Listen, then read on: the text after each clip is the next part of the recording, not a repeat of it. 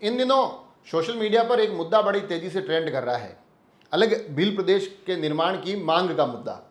और इस पूरे मुद्दे पर अब जिस तरह से राजस्थान प्रदेश के दो बड़े राजनीतिक चेहरे एक दूसरे के आमने सामने खड़े दिखाई देते हैं, एक दूसरे पर आरोप प्रत्यारोप कर रहे हैं, उन्होंने इस पूरे के पूरे मुद्दे को और भी दिलचस्प बना दिया है।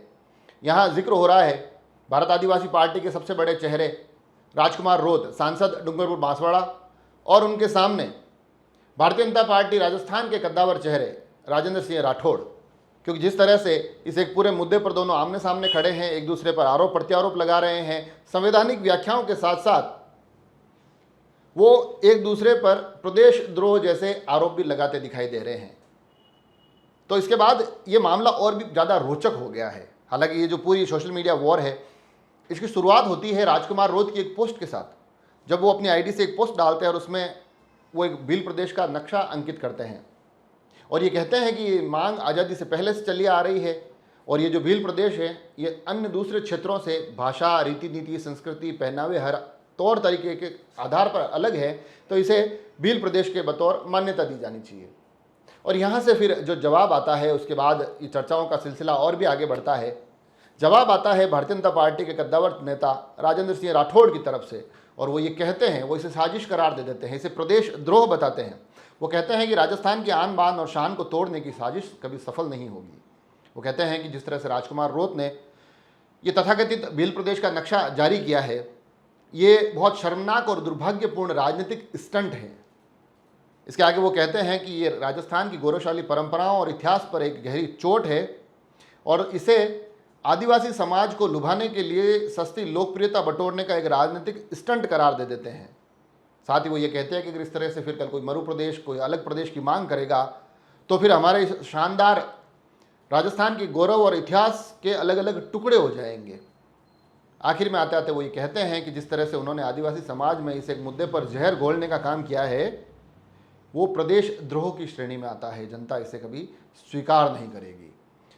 ये पोस्ट राजेंद्र सिंह राठौड़ की तरफ से आती है और फिर सभी का इंतजार इस बात पे चला जाता है कि अब राजकुमार रोत इसकी प्रतिक्रिया में क्या कहेंगे। फिर प्रतिक्रिया आती है और बहुत तीखी तरार प्रतिक्रिया आती है, जिसमें कि राजेंद्र राठौड़ पर न केवल राजकुमार रोत उनके इस बयान की निंदा करते हैं, प्रदेश द्रोह जैसे शब्दों के इस्तेमाल की निंदा करते हैं, बल्कि वो ये कहते हैं कि वो उनका ही नहीं, पूर्व प्रधानमंत्री अटल बिहारी वाजपेयी का भी अपमान है।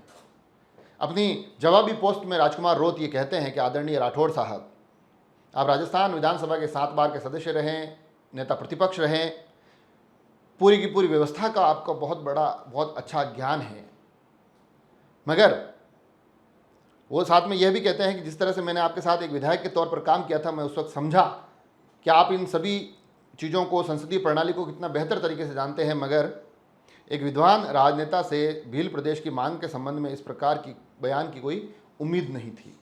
वो ये कहते हैं कि आपके द्वारा जो प्रदेश द्रोह शब्द का इस्तेमाल किया गया है, इस पर मुझे घोर आपत्ति है। आपने इन शब्दों का प्रयोग करके अन्य कई नेताओं का अपमान किया है। उसमें वो जिक्र पूर्व प्रधानमंत्री अटल बिहारी वाजपेयी का करते हैं और कहते हैं कि झारखंड, छत्तीसगढ़ और उत्तराखंड का गठन करने वाले पूर्व प्रधानमंत्री वाजपेयी का भी इस आपके बयान के माध्यम से अपमान हुआ है।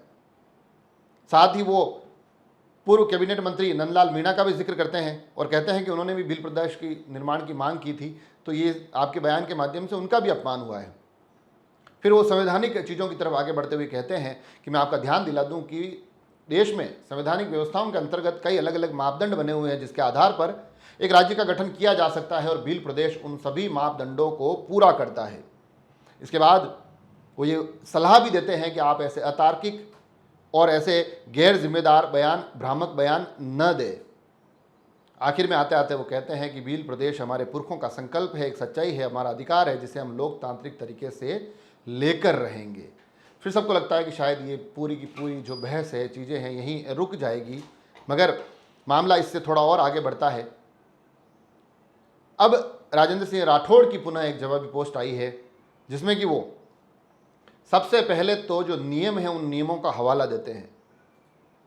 वो कहते हैं कि जिन 3 सांसद ने जिन 3 अलग अलग प्रदेशों का जिक्र किया है, वो उनके सीमाओं का, नामों का परिवर्तन का अधिकार था, उसकी स्थिति परिस्थितियाँ थी, उसके आधार पर किया गया। साथ ही वो लास्ट जो एक प्रदेश बना है तेलंगाना, उसके लिए भी कहा है कि उसके लिए भी एक लंबी लोकतांत्रिक प्रक्रिया और व्यापक विमर्श हुआ था, उसके बाद ही ये हो पाया। पूर्व प्रधानमंत्री अटल बिहारी वाजपेयी का वो भी जिक्र करते हुए कहते हैं कि जो उन्होंने किया था वो देश की एकता, प्रशासनिक आवश्यकता और क्षेत्रीय संतुलन के लिए अत्यंत आवश्यक था। उसी आधार पर ये 3 प्रदेशों का उस वक्त गठन किया गया था। मगर अब उसके आगे वो पुनः राजकुमार रोत पर हमला करते हुए कहते हैं कि अत्यंत दुर्भाग्यपूर्ण है कि कुछ लोग ये संविधान की इस भावना को, ऐतिहासिक संदर्भ को, राष्ट्रीय एकता को दरकिनार कर भील प्रदेश की मांग कर रहे हैं। विभाजनकारी सोच इसको बताया है। और उन्होंने कहा है कि क्या सीधे सीधे बिना किसी प्रक्रिया की पालना के इस प्रकार का नक्शा जारी करना स्वयं को लोकसभा, राज्यसभा और संविधान से ऊपर मानना है क्या? क्या वो खुद को इससे ऊपर मानते हैं? क्या वो इतने स्वयंभू हो गए हैं कि संसद को उन्होंने दरकिनार कर नक्शा जारी कर दिया? आखिर में आते आते वो पुनः उसी बात को दोहराते दिखाई देते हैं कि राजस्थान एक है, अभिन्न है, अटूट है और हमारे मतभेद विचारों में हो सकते हैं, लेकिन बयानबाजी करते समय हमें उस संसदीय गरिमा का भी ध्यान रखना चाहिए जिसकी रक्षा करना हम सभी जनप्रतिनिधियों का नैतिक दायित्व है। ये राजेंद्र सिंह राठौड़ पुनः अपनी उस जवाबी पोस्ट में कहते हैं। ये जो चर्चाएं चल रही थी, ये जो वार आरोप प्रत्यारोप चल रहे थे, राजेंद्र सिंह राठौड़ की आखिरी पोस्ट थी। उसके बाद अभी तक राजकुमार रोत का ये एपिसोड बनाते हुए तब तक तो नहीं आया था जवाब। अगर आएगा तो उस पर भी चर्चा करेंगे। मगर लगातार भील प्रदेश का एक मुद्दा ट्रेंडिंग कर रहा है। लगातार इस पर अलग अलग बैठक, अलग अलग मांग पत्र के माध्यम से ये कोशिश की जा रही है कि इसे मान्यता दी जाए। अब इस पूरे मुद्दे पर क्या कुछ होता है, आप क्या सोचते हैं, वो भी हमें ज़रूर बताएं। जुड़े रहें राजसमंद एक्सप्रेस से। धन्यवाद।